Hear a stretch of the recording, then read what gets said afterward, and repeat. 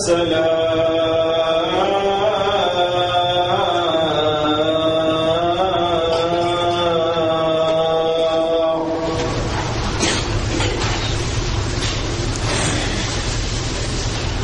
على الفلاح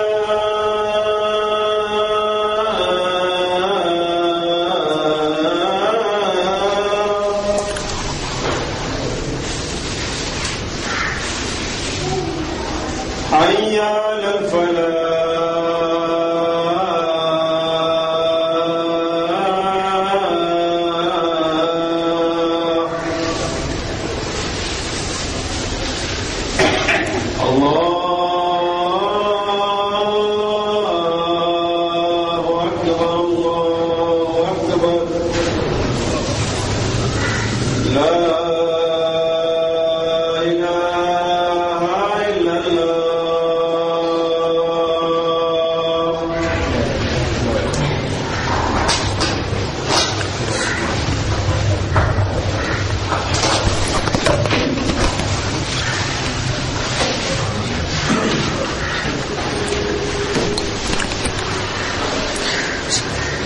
الحمد لله نحمده ونستعينه ونستغفره ونعوذ بالله من شرور أنفسنا وسيئات أعمالنا من يهده الله فلا مضل له ومن يضلل فلا هادي له أشهد أن لا إله إلا الله وحده لا شريك له وأشهد أن محمدا عبده ورسوله يا أيها الذين آمنوا اتقوا الله حق تقاته ولا تموتن إلا وأنتم مسلمون يا أيها الناس اتقوا ربكم الذي خلقكم من نفس واحدة وخلق منها زوجها وبث منهما رجالا كثيرا ونساء واتقوا الله الذي تساءلون به والأرحام إن الله كان عليكم رقيبا يا أيها الذين آمنوا اتقوا الله وقولوا قولا سديدا يصلح لكم أعمالكم ويغفر لكم ذنوبكم ومن يطع الله ورسوله فقد فاز فوزا عظيما أما بعد فإن خير الحديث كتاب الله وخير الهدي هدي محمد صلى الله عليه وسلم وشر الأمور محدثاتها وكل محدثات بدعة وكل بدعة ضلالة وكل ضلالة في النار أعوذ بالله السميع العليم من الشيطان الرجيم من همزه ونفخه ونفثه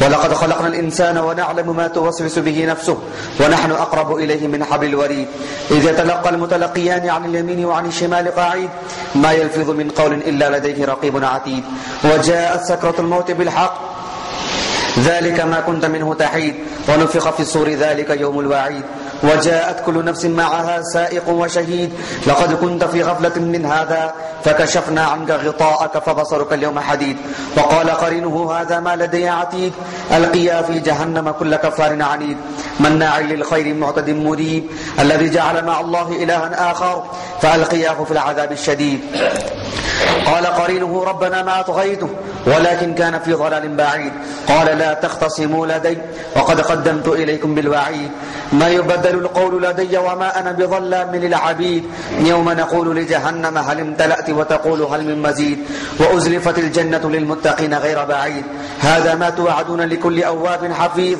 من خشي الرحمن بالغيب وجاء بقلب منيب ادخلوها بسلام ذلك يوم الخلود لهم ما يشاءون فيها ولدينا مزيد وقال الله عز وجل الذي خلق الموت والحياة ليبلوكم أيكم أحسن عملا وهو العزيز الغفور وقال الله عز وجل ولا تقتلوا أنفسكم إن الله كان بكم رحيما حاضرین جمعہ اور پردہ نشین خواتین اسلام،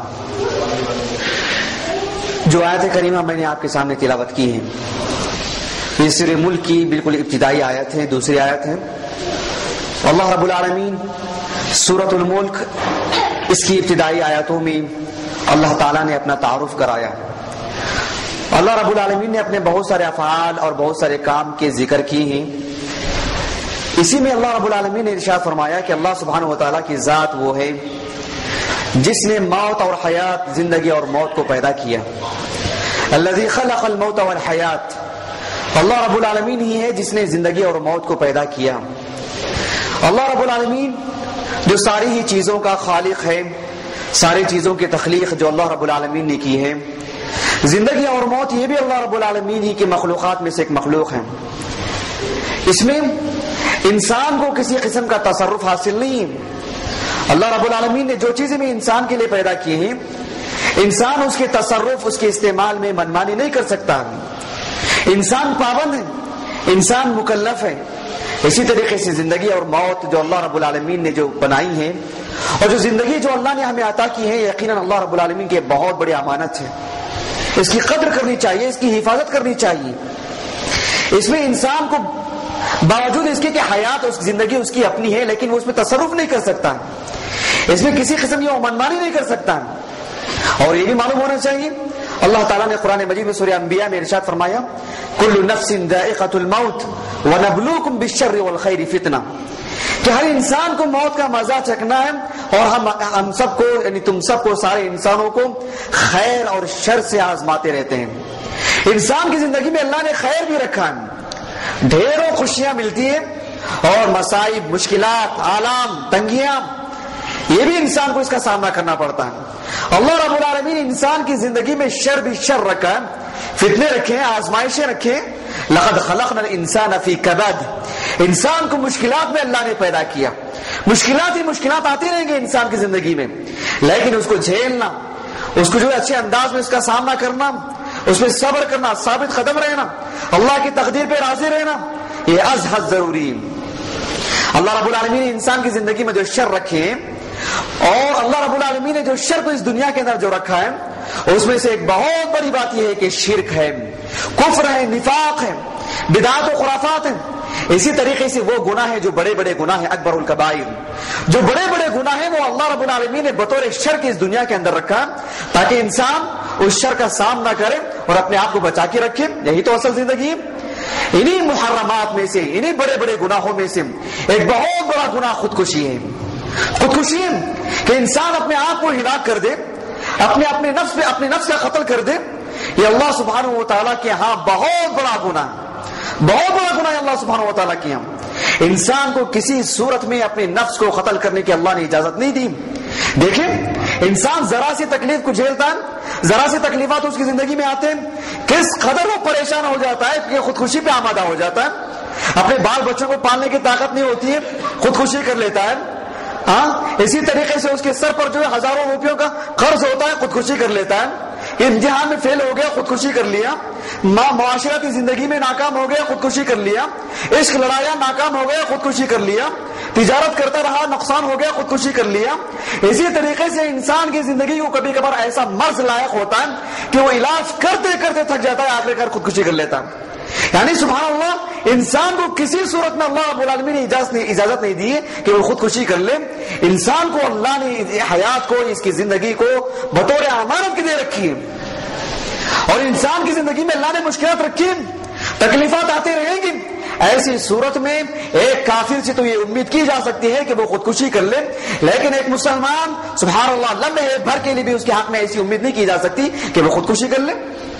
تو میرے بھائیوں، سب سے پہلے ہمیں اس بات کا اندازہ لگانا چاہیے کہ انسان کو اللہ نے جو زندگی دی ہے اس کی اہمیت کیا ہے، کتنی اہمیت ہے اس کی. اور اگر ایک انسان خودکشی کر لیتا ہے بطور خاص ایک مسلمان، تو اس کے حق میں کتنی خطورت ہے، کتنی وعید ہے، کتنی اللہ رب العالمین نے عذابات کی دھمکی دی ہے. ان چیزوں کا علم ہونا چاہیے، تبھی انسان اپنے آپ کو بچا سکتا ہے بطور خاص ایک مسلمان. آپ دیکھیں انسان کی زندگی میں حیات کتنی اہمیت رکھتی ہے، زندگی کتنی معنی رکھتی ہے. اب غور کیجئے، قرآن مجید میں اللہ رب العالمین نے سورہ مائدہ میں ارشاد فرمایا کہ حرمت علیکم المیتۃ والدم ولحم الخنزیر وما اہل لغیر اللہ بہ والمنخنقۃ والموقوذۃ والمتردیہ والنطیحہ. اللہ رب العالمین نے قرآن مجید میں کتنی چیزوں کو حرام قرار دیا کہ کسی بھی صورت میں مردار کھانے کو اللہ نے حرام قرار دیا، خون کھانے کو اللہ نے حرام قرار دیا، خنزیر کے گوشت کو اللہ نے حرام قرار دیا، شراب نوشی شراب پینے کو اللہ نے حرام قرار دیا. لیکن انسان کی زندگی اگر اس قدر مشکلات میں ہے کہ بالکل مرنے پر ہے اور انسان اب تب میں مرنے ہی والا ہے، ایسی صورت میں اگر اسے شراب ہی میسر ہو جائے، شراب پی کر کے اپنی جان کو بچا لے. خنزیر کا گوشت ہے، اس کے علاوہ کھانے کے لیے کوئی چیز نہیں، اور مر سکتا ہے تو اللہ رب العالمین نے کہا کہ خنزیر کا گوشت اسے کھا کر کے اپنی جان کو بچائیں. یعنی جان کتنی اہمیت رکھتی ہے، انسان کی زندگی کتنی اہم ہے. یعنی خنزیر کا گوشت حرام ہے، لیکن انسان کی جان جانے والی ہے، سوائے خنزیر کے گوشت کی کوئی چیز اس کے پاس نہیں ہے، تو خنزیر کا گوشت ہی سے کھا کر کے اپنی جان کو بچائیں. شراب کے علاوہ کوئی چیز نہیں ہے، اور شراب کے علاوہ کوئی چیز ہے نہیں اس کے پاس، شراب ہی صحیح پی کر کے اپنی جان کو بچا لے. لیکن جان کو بچانا چاہیے، کتنی اہمیت ہے جان کی سبحان اللہ. یعنی شراب حرام ہے، سور کا گوشت حرام ہے، لیکن جان بچانے کے لیے یہی صحیح